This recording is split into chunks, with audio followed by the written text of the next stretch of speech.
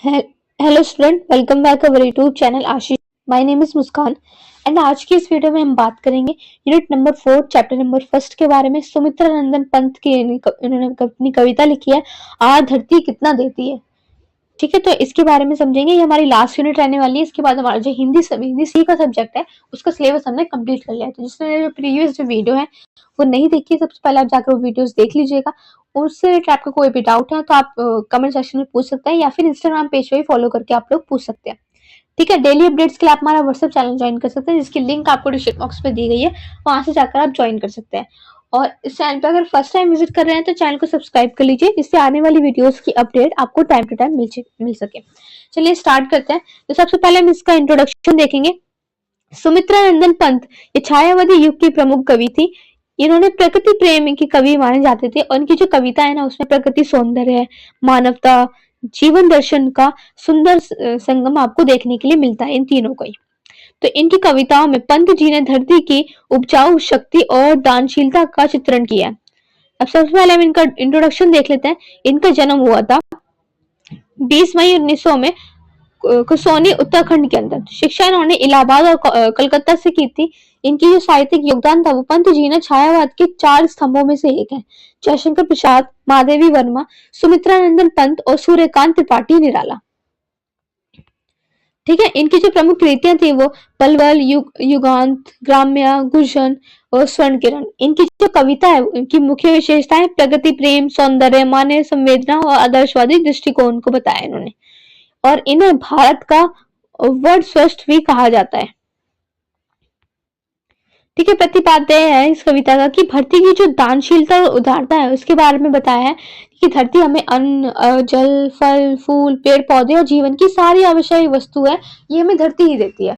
ठीक है, मनुष्य अपनी जो स्वार्थी प्रवृत्ति से धरती को नुकसान पहुंचाता है, जबकि धरती उसको बिना शिकायत करके सब कुछ देती है। क्योंकि जो भी अन्न, जल, फल, फूल, पेड़ पौधे, ये सब चीजें कौन प्रोवाइड कराता है हमें, कौन देता है हमें, ये हमें धरती तो देती है।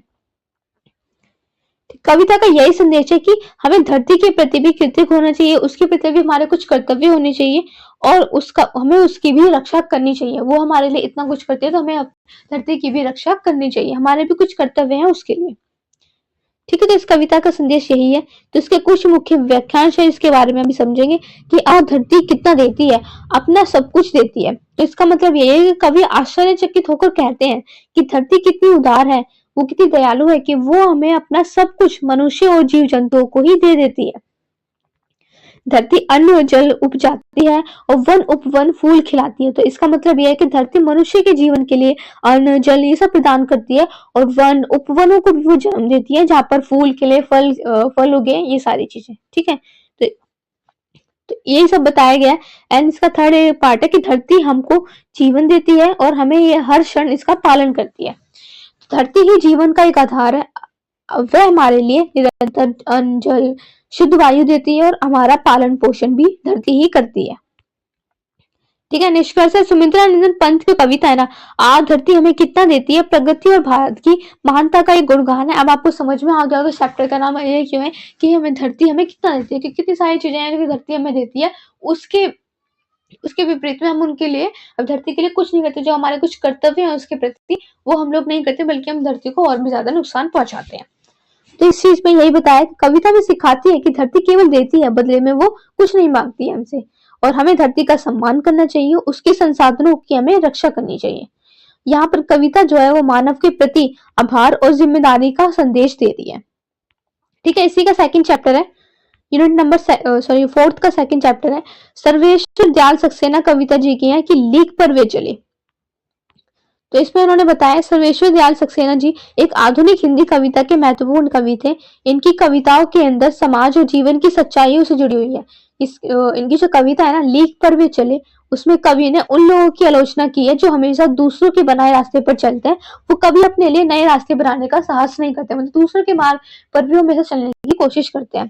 तो ये जो कविता है ना, परंपराओं और रूढ़ियों पर प्रश्न चिन्ह लगाती है और हमें नवीनता की ओर प्रेरित भी करती है। ठीक है, कवि का परिचय देख लेते हैं इसमें पहले। इनका जन्म 15 सितंबर 1927 में बस्ती उत्तर प्रदेश के अंदर हुआ था। शिक्षा इलाहाबाद विश्वविद्यालय से उन्होंने की थी और ये कवि, नाट्यकार और बाल साहित्यकार भी रह चुके हैं। काव्य विशेषताएं हैं कि इसके अंदर सरल, सहज और जनजीवन से जुड़ी भाषा का इस्तेमाल किया गया है। समाज की सच्चाइयों को व्यंग और कटाक्ष के साथ इसको प्रस्तुत भी किया गया है। प्रमुख जो कृतियां है इसके कविता संग्रह खून और सपने, अंकुर और काठ की घाटियां। नाटक है इसकी बकरी, हत्यारे, सभापति, और मृत्यु हुई थी इनकी 23 सितंबर 1983 में। प्रतिपादक की इस कविता का प्रतिपादक है कि वो लोग जो केवल लीक पर चलते हैं, मतलब कुछ नया नहीं कर पाते हैं, वो उसी रास्ते पे चलते हैं जो उनको बताए गए हैं। तो जीवन में वही लोग महान कहलाते हैं जो अपने लीक से हटकर अपने लिए एक नया रास्ता बनाते हैं, वही लोग जाकर सफल होते हैं। ये जो कविता है साहस, नवाचार, व्यक्तित्व के विकास का हमें संदेश देती है। कवि का मानना है कि भीड़ का अनुसरण करने से मौलिकता नष्ट हो जाती है। ठीक है, इसकी व्याख्या है। हाँ, तो इसकी व्याख्या है, कवि कहते हैं कि भीड़ में चलने वाले जो लोग हैं ना, वो केवल परंपराओं का ही पालन करते हैं। वो कभी अपने लिए नए रास्ते खोजने का साहस नहीं कर पाते हैं, क्योंकि वो भीड़ के साथ ही चलते हैं। जीवन में प्रगति के लिए जरूरी है कि हमें पुराने रास्तों को छोड़कर अपने लिए एक नया मार्ग बनाना चाहिए। कविता में सिखाती है कि आवश्यकता से अधिक है अनुकरण जीवन को नीरस और निष्फल बना देता है। तो इतिहास गवाह है कि बड़े लोग जैसे वैज्ञानिक, समाज सुधारक, महापुरुष, उन्हीं के कारण जो महान कहलाए ना, वो लीक से हटकर उन्होंने अपने लिए एक नया रास्ता चुना था। इसी वजह से ये लोग आज अपने महान कहलाए हैं। निष्कर्ष है कि कविता लीक पर वे चले हमें ये संदेश देती है कि केवल परंपरा और पुराने रास्तों का अनुसरण करने से जीवन में प्रगति संभव नहीं होती, बल्कि हमें अपने लिए नए रास्ते की खोज करनी चाहिए। सर्वेश्वर दयाल सक्सेना जी ने इस कविता के माध्यम से साहस, स्वतंत्र चिंतन, नवीनता का महत्व भी बताया है। ठीक है, ये कविता आज के समय में भी प्रसिद्ध है, क्योंकि समाज को आगे बढ़ाने के लिए नए विचार और नए मार्गों की आवश्यकता हमेशा ही रहती है। ठीक है, तो आपका ये चैप्टर यूनिट नंबर 4 था, ये हमारा कंप्लीट हो गया है। किसी का कोई डाउट है तो पूछ सकता है कमेंट सेक्शन बॉक्स में, या फिर इंस्टाग्राम पेज पे भी फॉलो करके आप लोग पूछ सकते हैं। इसकी पीडीएफ आपको हमारे टेलीग्राम चैनल पे मिल जाएगी, जिसकी लिंक आप डिस्क्रिप्शन बॉक्स में दी गई है, वहां से जाकर आप लोग ज्वाइन कर सकते हैं।